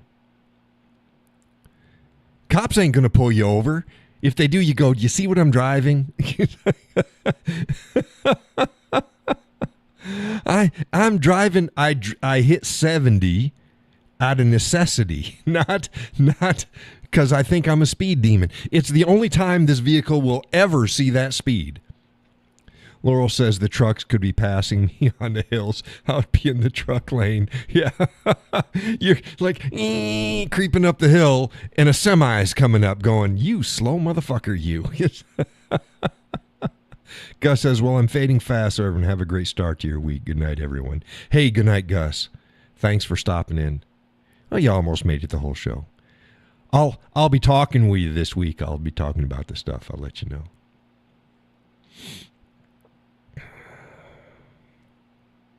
Say hey to Sally.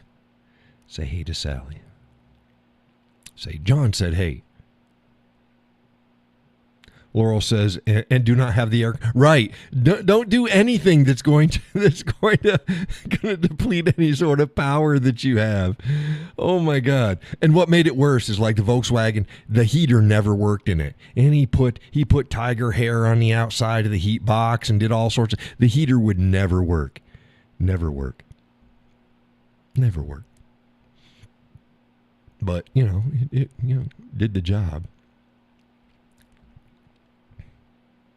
Yeah, don't tax that engine. Oh, goodness. Yeah, it was blue and white. Blue and white. Blue and white.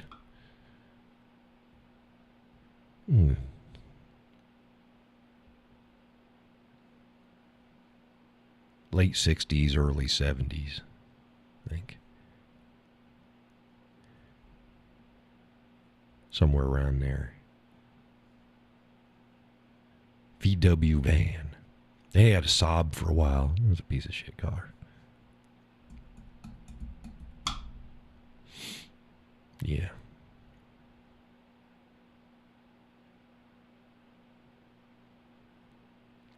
But yeah, it didn't matter what he drove. He had a new vehicle too. It's like, no, I know that fucker can move. He had a little SUV. I don't know. It was a small SUV. Bigger than Zippy though. I forget what it was. Nissan or something like that.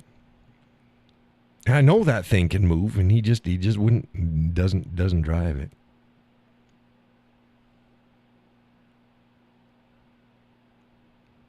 You can afford some gas. It's not that. Goodness gracious. What is wrong with people? What is wrong with people?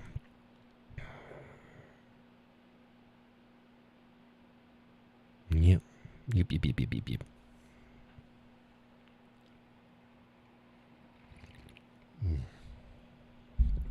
Tonight's coffee, hazelnut mocha. Hazelnut mocha from Pete's. Can't believe the crowd is so small tonight, even with Super Bowl Sunday. I just don't understand it.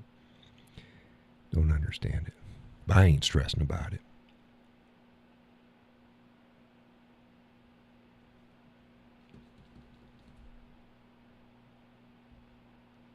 Yipper. Got a message in from one of my followers. One of the local fellers. He'd run into me at the liquor store some years back. Gas was probably 50 cents back then. Yeah, it was pretty cheap.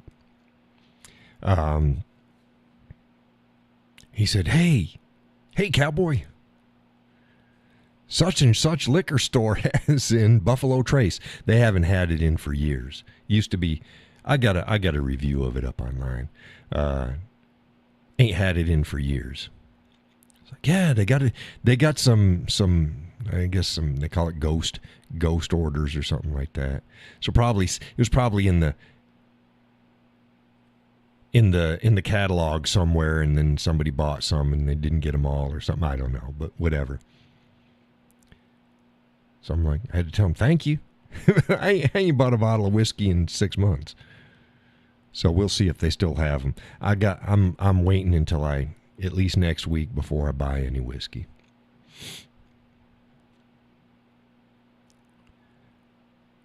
Laurel says you would need to take out a line of credit for it. For what? Credit for what? Gas? I don't know. Line of credit for what?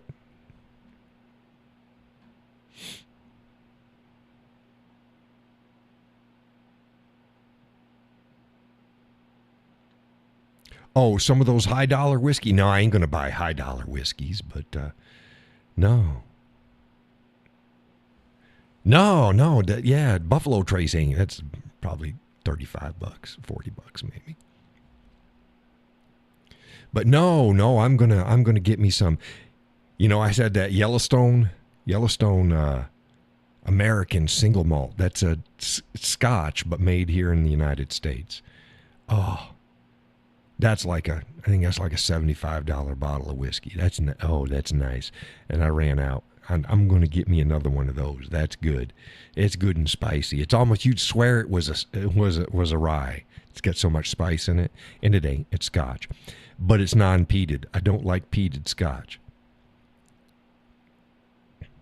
I like a non-peated Scotch. I got some peated Scotch, and it sits up there if somebody wants it, but I don't drink it. I drank it to review it, like Glenfiddich and stuff like that. No, that's peated. Yucky. Oh, you were thinking Pappy's? Yeah, we ain't got no Pappy's up here. That's way overpriced, and it ain't that good. It's good, but it ain't that good. It's way overpriced just because you can't get it.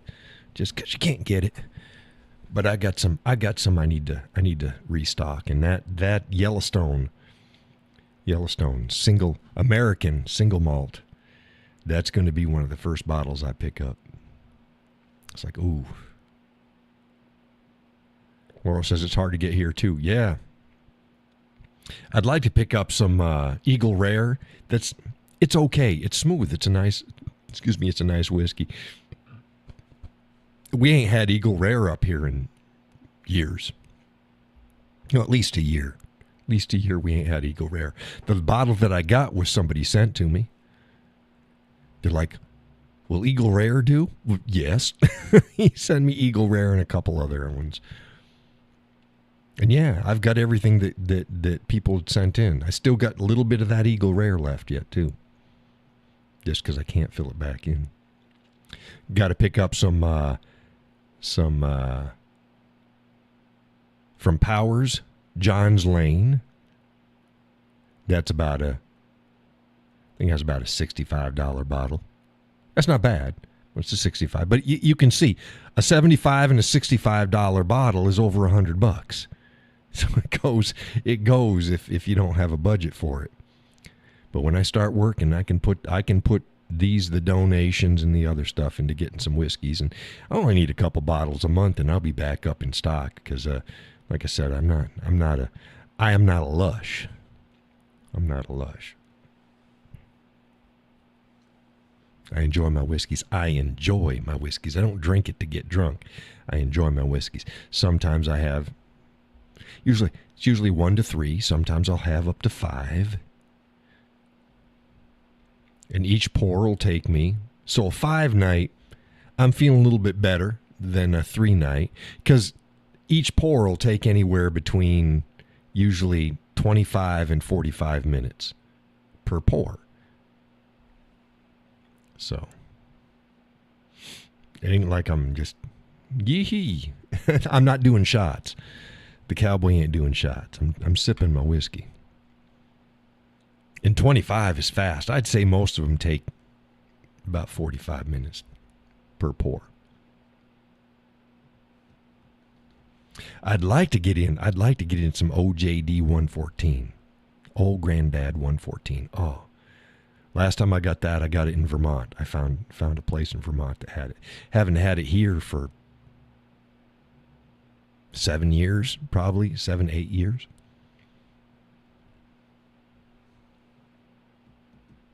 That's good. Another, it's not that expensive. I don't have expensive taste. I have good taste. You don't need to pay $300 for a bottle of whiskey. You can if you want to, go ahead. But I can do a blind taste test. You get your $300 bottle and I'll get a 35. I'll get a good 35 for you. And I'll pour them up We'll do a blind taste test, and you tell me. Most people, they can't. Even people who think that there's whiskey snobs, they can't tell. They've done it. Watch, it's like, yeah, I thought I could tell these apart, so I didn't. It's like, yeah, I couldn't tell. Good whiskey's good whiskey. I don't care whether it cost $18 for the bottle or whether it cost $800 a bottle. Good whiskey's good whiskey. And expensive whiskey can be dogs. Just because I paid $90 for this, so it's going to be good. Well, I hope it's good. Otherwise, you bought yourself $90 worth of shit. and it's out there. It's out there. Hey, Judy, did I pop that time? Laurel says, same with wine. Yeah, well, I told you about my wine. I'm not a wine snob. The regular wines, I don't like aftertaste, so I like the cheap shit. It does it for me. I don't care. I'm not impressing anybody. I never had anybody turn down a glass. Oh, hell no. You're having Arbor Mist? Fuck that. Judy says, good luck with that philosophy. Oh, about cost more, so got to be better? Yeah, it doesn't work that way. No. Yeah, and if it tastes good, I drink it. Sure, yeah. The missus, she's picking what she can drink because it gives her headaches. She doesn't like it, so she finds what works for her. She's good with barefoot. Barefoot's, they're pretty good for her. And she doesn't drink much. She'll have like one glass. Not like when she was younger. She liked tequila. She's a tequila gal. She says, that hurt a pop. I figured it was the chair. Yeah, it had been the chair because it wasn't me. And that's my story, and I'm sticking to it. Yeah. So, yeah, we're not snobs when it comes to that. The same way as like, look, you're not going to impress me with, I drink this and that. Like Judy says, I like barefoot too. Moscato. Yeah. Yeah, I like, what is it? It's rare breed. Wild turkey rare breed. And it's like 116.8 now. 116.8. I'm pretty sure that's what it is. It's good and stout. I don't like it at 116.8. Now, I got whiskeys in there like 117, 118 proof that I do like. The proof the proof doesn't matter to me. It's whether I like it. I think Wild Turkey Rare Breed was best at 112.6. Or is it 112.8? Something like that. That's where it was best. That's what. Well, you can add some water to it. Yeah, you can, but I don't do that. I drink it like it's offered. And if they don't offer it right, I'm not going to enjoy it. So, yeah, the slightly lower proof. And again, 112.8, 114.6 or whatever the hell it was. It ain't a slouch, but they brought it up just past where it was good, in my opinion. Laurel says red wines have more tannins that can trigger migraines. Yeah, she doesn't drink red wines. It's always white wines. CBD oil helped me with that issue. Yeah, I think she got some of those, but she doesn't drink red wines. She drinks the white wines. I like red wines. White wines are good. Boy, that barefoot peach, boy, that's some good stuff. Barefoot lemon ones, whatever the hell it is. It's lemon. That's good. That's good too. But the peach is good. Their apple's okay. I like the peach better.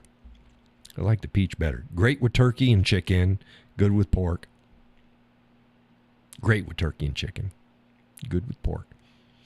Probably good with fish.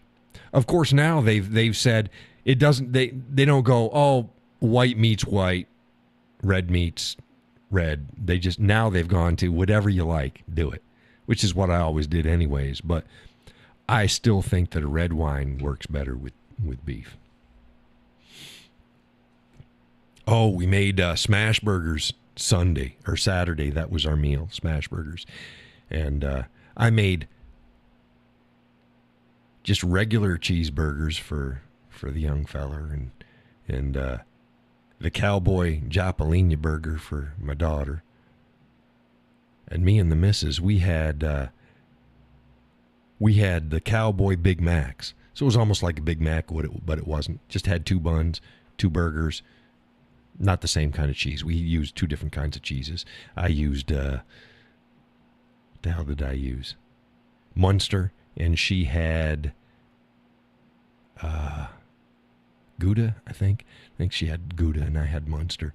But then we sliced pickles and stuff like that. And we made the Big Mac sauce.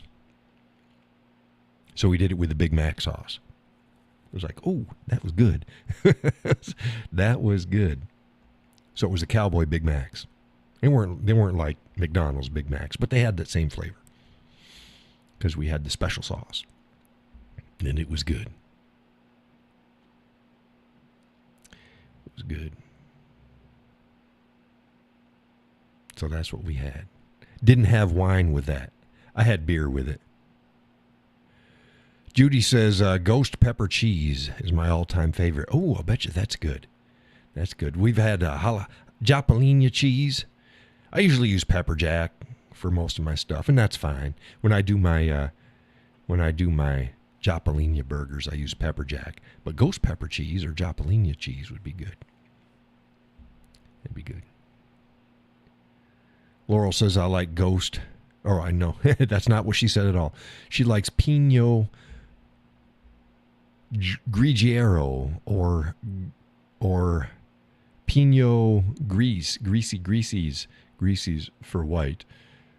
Pinot Noir, Cabernet, Merlot or red blends. My favorite red was aged in the bourbon barrels. Yeah, I like a Merlot.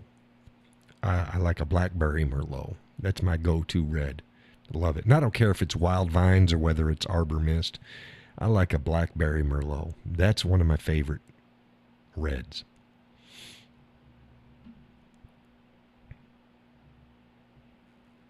That's the way I go.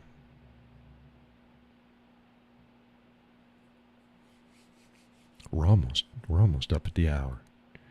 Almost up at the hour. Hope Gus is feeling better. Needs to get some rest. But yeah, I'm not a snob. Not a beer snob either. I know what I like and I know what I don't like. I don't like Guinness. I don't like IPAs. It tastes like fucking grass. It's India Pale Ale. I don't like that. My son likes that. I don't like IPAs. I like a Weiss beer, which is a Weiss beer would probably be a Pilsner. But I like a Pilsner, and I like a light or medium American lager. That's what I like. A light or medium lager, American lager, or a Pilsner. My go-to now is Miller Lite. That's a Pilsner. That's a Pilsner.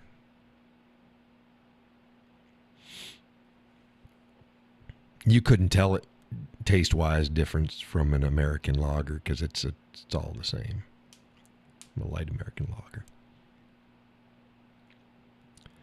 Laurel says, I don't like dark beers. No, neither do I. Except for an alt beer. It's kind of red. It's a German beer, alt beer. But, you know, every once in a while I'll have like a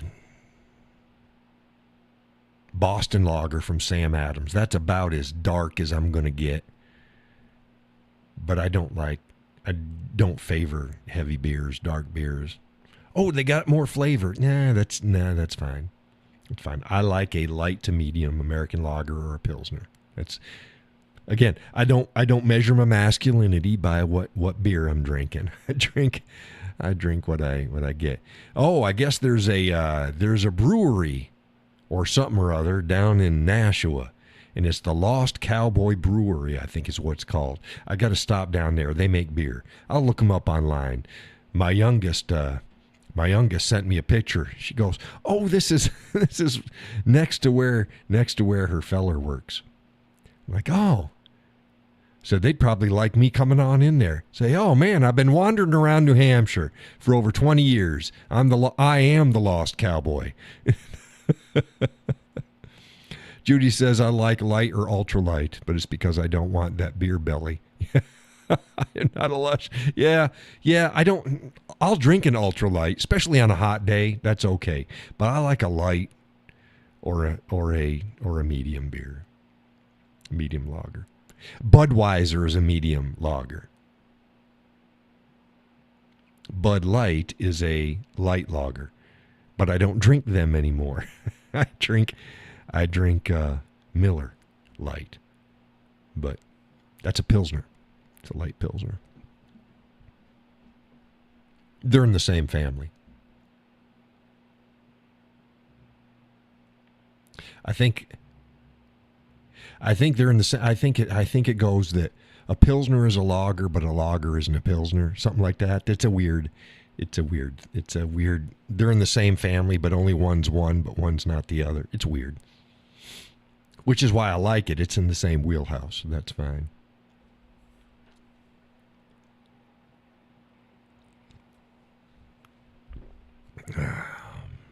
And I drink them out of a regular beer glass. You know, it's tapered at the bottom and it's got a bell on the top. Now I got mugs, but mugs don't drink the same. Mugs don't drink the same. Judy says, "I don't either. They want us to forgive them. I'm still not there yet." I ain't there yet. And I tend to be set in my way. I was a Budweiser drinker from way back. Way back. Laurel says, "I like the Michelob Ultra. Infusion lime and prickly pear." See, I don't like those. Now, Michelob Ultra itself isn't too bad. It's fine. What was the other one they had for a while? They had Bud Ice, which was something else. Now it's something else. It's the same thing, but they changed the name of it. But I don't drink that because I don't do Budweiser. You were the ultimate American company, and you had to pull that stupid shit. So I'm going to wait. I just go with Miller. It does fine. Cost me the same amount of money.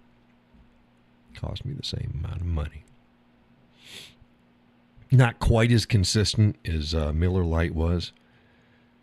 You get a bitter can every now and again with the Miller Lite, but it's fine. But yep.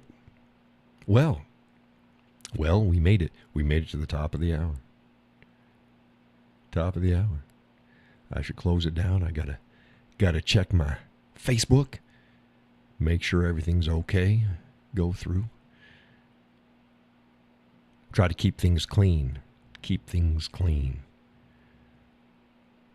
Scan it over. Laurel says, "I had a shake or two of lime beer salt."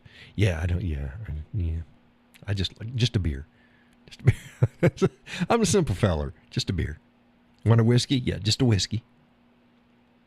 I always get a kick out. Like I said, I like in movies they go in there, give me a whiskey, and they just pull out a bottle. It's like, whiskey isn't whiskey. I'm going. I'll tell you what I want.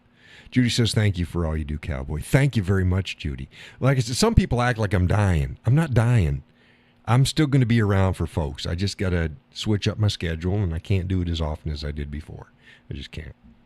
But I'll still be there, and folks can still buy me a drink. They can still donate, and that's fine. But I wanted to be. I'd posted up today. I let folks know that there were some of you. There were 6 in total in about a week and a half that set up a monthly payment. And I went today and I terminated all the monthly payments that were set up in that week and a half.